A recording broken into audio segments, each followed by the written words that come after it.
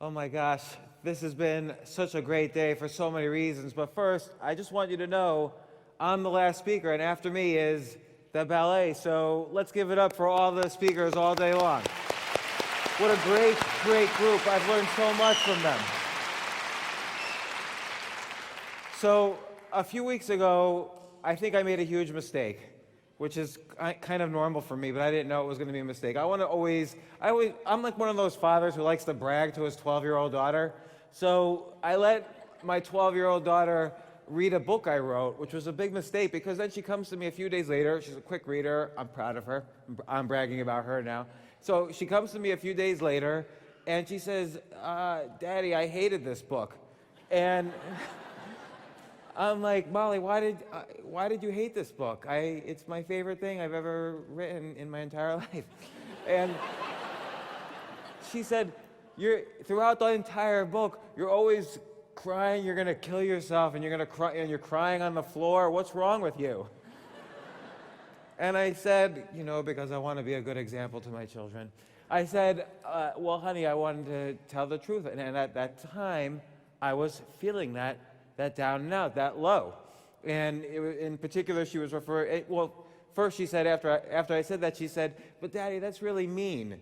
And I thought about it, and I'm glad she said that, actually, because at the time that she was referring to was a really, for me, difficult time. I had built and sold a business I had been proud of, and literally in one summer, I was like a drunken rock star on steroids. Like, I went from $15 million in the bank to $46 in my ATM machine. Like, I had nothing left. I was getting my house was being lost. I was losing my marriage, losing my family. I was so ashamed. I couldn't talk to any friends, so I lost all my friends. I even couldn't deal with my parents. I couldn't deal with anything. I was depressed, and I really thought it would be better for my children, my two little girls at the time, for my children to have a $4 million life insurance policy than to have a father. You ever get into that situation where you start off, you have a wide funnel at the top of choices and ideas and so on, but then you get a little depressed and it starts to spiral down lower and lower, lower, lower, lower, until you feel like there's only one way out. And that's how I felt. But I really wanted to have other choices. I had two kids. I really needed to have another choice. I went to a therapist, and he said, what can I do for you that will help you feel a little better? And I said to him, the only thing you can do is write me a check for $1 million. And he said, trust me, that won't help you. And he was right. And what I decided to do, and look, we all the time have many choices in life. And a great and wise man once said, if you don't make the choices in your own life, then someone else is going to end up making them for you, and it won't be good. So it might be a boss, it might be a professor, it might be your parents, it might be colleagues, someone else, might be a company, someone else is going to start making choices for you, and they're not going to be as good as the choices you can make yourself. Of course, that great and wise man was myself, being very humble here. But I had failed and succeeded, and I started over 20 businesses, 17 of them failed. And we unfortunately live now in this culture that almost glorifies failure. Like, we're supposed to be so happy, fail fast, fail. It's like this failure pornography almost, that we just worship people who fail and then somehow succeed. But I can tell you, failure is really unpleasant, and it's much better to view it as like an experiment. Like Thomas Edison, he didn't fail 10,000 times when he was making an electric light bulb. He just experimented, and then he made an electric light bulb. We don't consider that the guy was lying on the street about to kill himself on the very first try. He tried 10,000 times. So I decided to look back as an experiment and say, well, what was going right every time I was going up, and what was going wrong every time I was going wrong? And I decided that there were 4 distinct things that were working for me, and I'm going to add a 5th at the end of this talk. But there were 4 distinct things that were working for me every time I was on the way up, and 4 things that were failing for me every time I was on the way down. So the first thing was physical. Number 1, physical. I was when I was lying on the floor feeling the worst, I was overweight, I was drinking, I was just very unhealthy. I was sick all the time. If you're sick, you can't, you're not, if you're having pneumonia all the time, or if you're, stuck in bed all the time, you're not going to go out and save the world. You have to sleep well, you have to eat well, you have to exercise well, and that doesn't mean drive 2 miles to the gym and then walk 2 miles on the treadmill and then drive 2 miles home. It means just, again, the average professional violinist, turns out, little trivia tidbit, sleeps 8.6 hours a day. So I'm going to do that too. So I decided every day I was going to try to 1% improve how I was acting physically. I was going to walk more, I was going to eat a little better, I was going to sleep a little better, I was going to stop staring at computer screens as much, I was going to start to laugh a little bit more. The average kid laughs 300 times a day. And I could see that. Like when I go to one of my kids' performances, the adults are all standing around. Like there's an intermission always, because who wants to go to a performance of a bunch of 13-year-olds? Like it's the most boring thing in the world. So the adults are all like standing outside an intermission, like the kids are running around, chasing, laughing. So the average kid laughs 300 times a day. The average adult laughs, guess how many times a day? 5 times a day. What the heck happened? What did we do to ourselves? And the problem is, in part, is because of all these responsibilities and all these choices that other people have made for us. But the first thing is keeping physically healthy. The next thing is, number 2, is emotional health.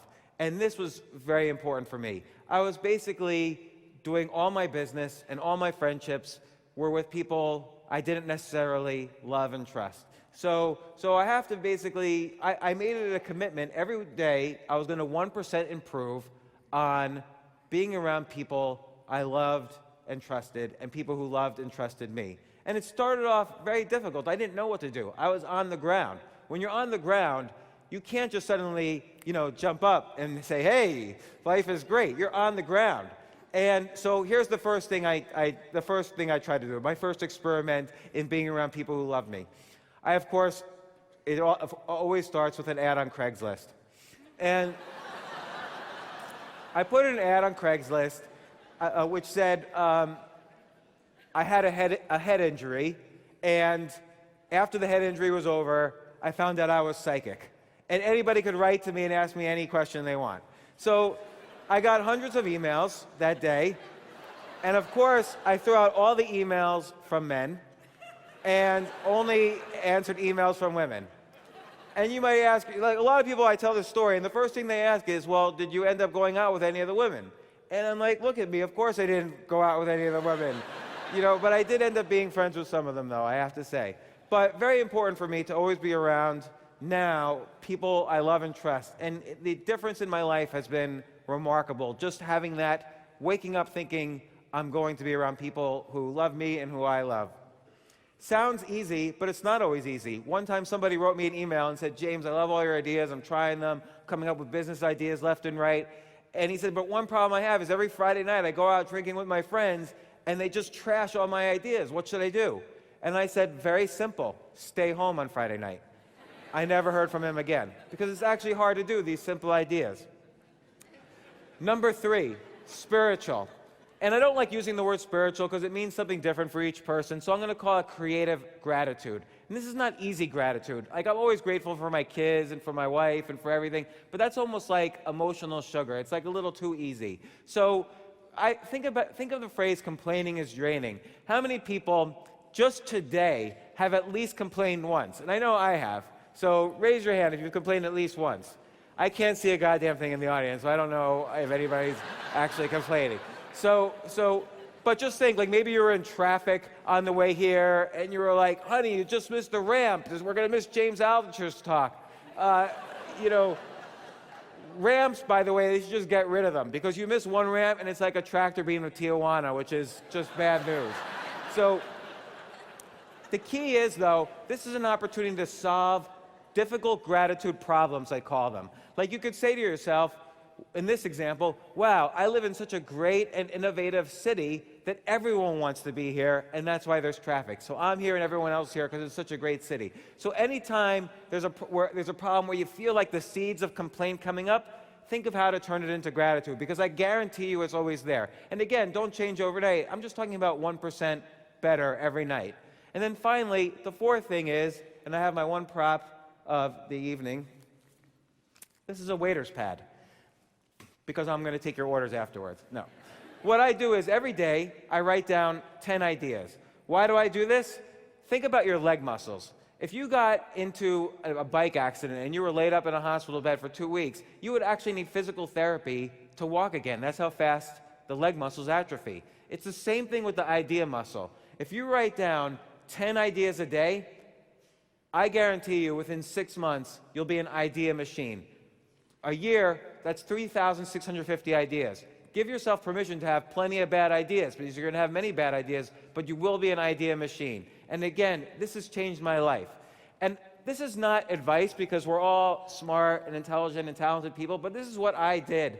And my life has completely changed every 6 months, almost 100%. It's been remarkable. But I'm going to add a fifth thing that's really the most important thing, and that's give ideas to X. Come up with 10 ideas for X. Come up with 10 ideas for 10 different companies or 10 different people, and start sharing those ideas with no expectation of them sharing back with you. Because when you have no expectations, it's amazing how easy you get to exceed those expectations. And what happens is 1 out of 50, 1 out of 100, 1 out of 20 will want to get back to you. Did get back to me. This is how so much has changed in terms of financial, health, relationships, my networking, my opportunities for the future, just by creating this chain reaction of spreading ideas as the new currency of this new century. And it's been very exciting. Finally, the universe has left us really with only one gift, and that's the gift of this one moment we're all sharing together. And I'm so grateful, for instance, I haven't peed in my pants during this moment that we're sharing together.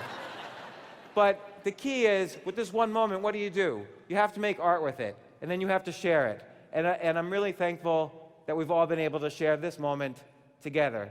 So thank you for letting me speak.